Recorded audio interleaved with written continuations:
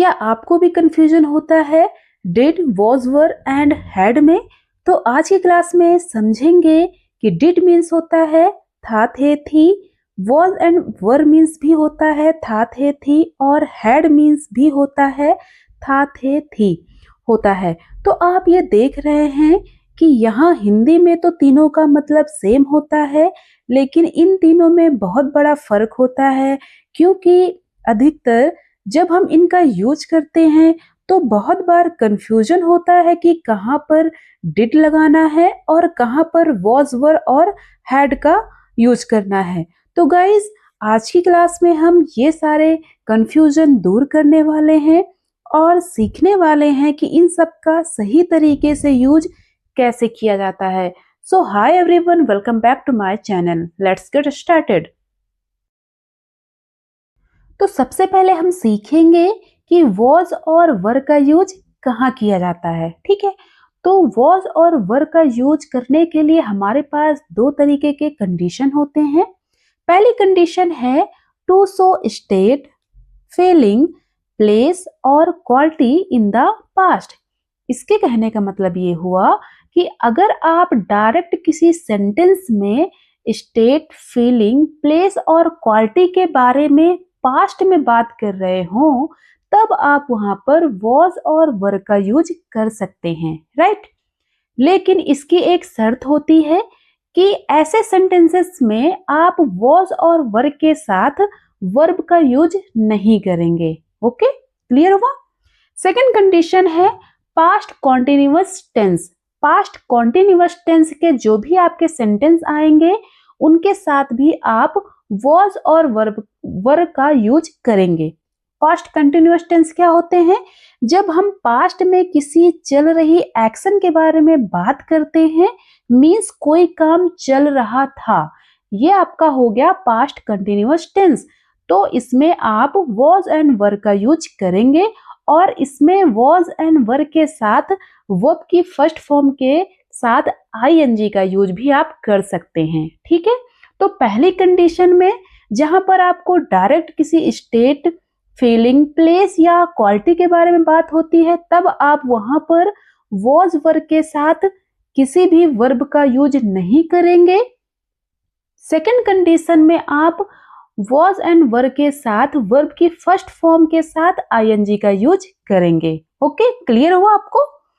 अच्छा, अब हम समझेंगे कि वॉज का यूज किसके साथ करते हैं और वर का यूज किसके साथ करते हैं, राइट। तो वॉज का यूज हम generally I, he, C, it या फिर किसी का नाम आए तो उसके साथ करते हैं, राइट। वर का यूज करते हैं यू, वी, दे या फिर बहुत सारे नाम आपके सामने आते हैं तब उनके साथ हम वर का यूज करते हैं। कहने का मतलब ये हुआ कि जब आपका सब्जेक्ट सिंगुलर होगा तब आप वहां पर वॉज का यूज करेंगे और जब आपका सब्जेक्ट प्लूरल होगा तब आप उसके साथ वर का यूज करेंगे। ओके, चलिए इन सेंटेंस के थ्रू समझते हैं कि वॉज एंड वर का यूज कैसे करेंगे और दोनों कंडीशन इन सेंटेंस पे कैसे अप्लाई होते हैं, राइट। तो पहला सेंटेंस है वह बहुत हेल्पफुल थी, she was very helpful. Second sentence है कल मैं बिजी था, I was busy yesterday. Third sentence है मेरे पति काम पर थे, my husband was at work. Fourth sentence है मैं चाय बना रही थी, I was making tea. Fifth sentence है वह टीवी देख रही थी, she was watching TV. Sixth sentence है वे बात कर रहे थे, दे were talking, they were talking. तो पहला सेंटेंस है सी वॉज वेरी हेल्पफुल। ये आपका क्वालिटी बता रहा है कि उसका नेचर कैसा है, उसकी क्वालिटी क्या है, हेल्पफुल है, मदद करने वाला, उसके अंदर मदद करने की क्वालिटी है। तो ये सेंटेंस आपका क्वालिटी शो कर रहा है। यहां पर आप देख रहे हो कि सी वॉज के बाद कोई भी वर्ब का यूज नहीं किया गया है। ओके, सेकंड सेंटेंस है आई वॉज बिजी यस्टरडे।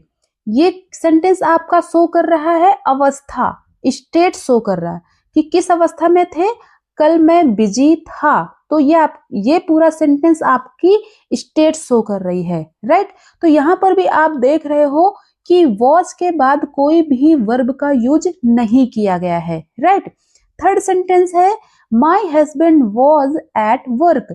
ये सेंटेंस शो कर रहा है प्लेस या पोजीशन शो कर रहा है, ठीक है। तो इन तीनों सेंटेंस में आप देख रहे हो कि वॉज एंड वर्क के बाद कोई भी वर्ब का यूज नहीं किया गया है, राइट। चलिए आगे बढ़ते हैं। फोर्थ सेंटेंस है आई वॉज मेकिंग टी। तो यहां पर आप देख रहे हो कि वॉज के बाद मेकिंग आया है, मींस वर्ब की फर्स्ट फॉर्म के साथ आईएनजी का यूज किया गया है। फिफ्थ सेंटेंस है शी वॉज वॉचिंग टीवी। तो यहां भी आप देख रहे हो कि वॉज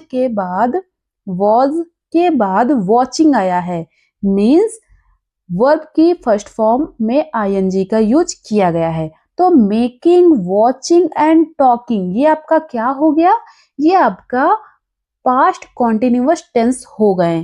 तो आपको दोनों कंडीशन समझ में आ गए कि जिस कंडीशन पे वॉज वर्ब के बाद वर्ब का यूज नहीं किया जाएगा वो आपके स्टेट शो करते हैं। और सेकंड क्या है, सेकंड कंडीशन है पास्ट कॉन्टिन्यूअस टेंस, जिसमें वॉज एंड वर्ब के बाद आप वर्ब की फर्स्ट फॉर्म में आईएनजी का यूज करेंगे। होप अब आपको क्लियर हो गया होगा कि वॉज एंड वर्ब का यूज कहां और कैसे करना होता है। अब हम सीखेंगे डिड का यूज कहाँ करना होता है। तो डिड का मतलब भी था, थे, थी होता है और इसका यूज सिंपल पास्ट टेंस के लिए किया जाता है। मींस जब कोई काम पास्ट में ही शुरू हुआ था और पास्ट में ही खत्म हो गया है तब हम वहां पर डिड का यूज करते हैं। चलिए सीखते हैं एग्जाम्पल्स के थ्रू। सबसे पहले मैंने यहाँ पर एग्जाम्पल लिया है अफर्मेटिव सेंटेंस का। सिंपल सेंटेंस है मैंने अपना होमवर्क किया था। I did do my homework. Okay, I did do my homework. अब मैंने इसी का एक निगेटिव सेंटेंस लिया है, मैंने अपना होमवर्क नहीं किया था। आई did not do my homework.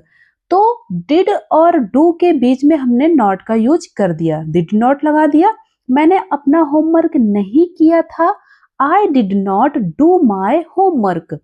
तीसरा है क्या उसने काम खत्म किया था, क्या उसने काम खत्म किया था। ये आप किसी से क्वेश्चन पूछ रहे हैं तब आप वहां पर डिड को पहले यूज करेंगे। तो did he finish the work, did he finish the work. Okay, तो आप यहाँ पर एक बात ध्यान देना कि जब भी डिड का यूज होगा उसके बाद हमेशा वर्ब की फर्स्ट फॉर्म ही आती है। ओके, ये आप हमेशा याद रखना कि डिड के बाद हमेशा वर्ब की फर्स्ट फॉर्म का ही यूज किया जाता है। चलिए आगे कुछ और सेंटेंस के थ्रू समझते हैं। जैसे यहाँ पर पहला सेंटेंस है मैंने चाय बनाई थी, मैंने चाय बनाई थी। ये आपका अफर्मेटिव सेंटेंस है, ठीक है। तो I did make tea, I did make tea, मैंने चाय बनाई थी। सेकंड सेंटेंस है मैं वहां नहीं गई थी, मैं वहां नहीं गई थी। I did not go there, I did not go there. ये आपका निगेटिव सेंटेंस हो गया है, तो यहां पर हमने यूज किया है डिड नॉट का। ओके, थर्ड सेंटेंस है क्या तुम स्कूल गए थे, क्या तुम स्कूल गए थे। ये आप किसी से क्वेश्चन पूछ रहे हो तो यहां पर हमने इंट्रोगेटिव सेंटेंस बना दिया है, तो बना दिया है क्या तुम स्कूल गए थे। तो यहां पर हम डिड का यूज पहले करेंगे। Did you go to school, did you go to school. तो यहाँ पर आप तीनों सेंटेंस में आप देख रहे हो कि वर्ब की फर्स्ट फॉर्म का ही यूज किया गया है। तो ये बात आप हमेशा याद रखना कि डिड के बाद हमेशा वर्ब की फर्स्ट फॉर्म का यूज किया जाता है, राइट।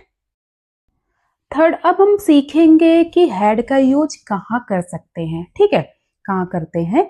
तो हैड का मतलब भी था, थे, थी होता है और इसका पहला यूज हम करेंगे पोजेशन के लिए। पोजेशन मीन्स पास था, मीन्स मेरे पास बड़ी कार थी, मेरे पास घर था, मेरे पास लैपटॉप था, मतलब पास में कुछ होना चाहिए था, पास्ट में, राइट। तब भी आप अगर सेंटेंस में ऐसी कोई चीज दिख रही हो, तब भी आप वहां पर हैड का यूज करेंगे। सेकंड क्या है? With in. विद इन का मतलब होता है में था या के अंदर था। जैसे गिलास में कुछ पानी था, ग्लास में कुछ पानी था, में होगा या ग्लास के अंदर होगा, बात एक ही हुई ना, ठीक है। तब भी आप वहां पर हैड का यूज करोगे। जैसे मान लो मैंने एक और एग्जांपल दिया कि मेरे फोन में 3 गाने थे, तो मैं ये भी बोल सकती हूँ और मैं ये भी बोल सकती हूँ कि मेरे फोन के अंदर 3 गाने थे। दोनों बातें एक ही हो गई ना, तब भी आप वहां पर हैड का यूज करोगे। थर्ड क्या है?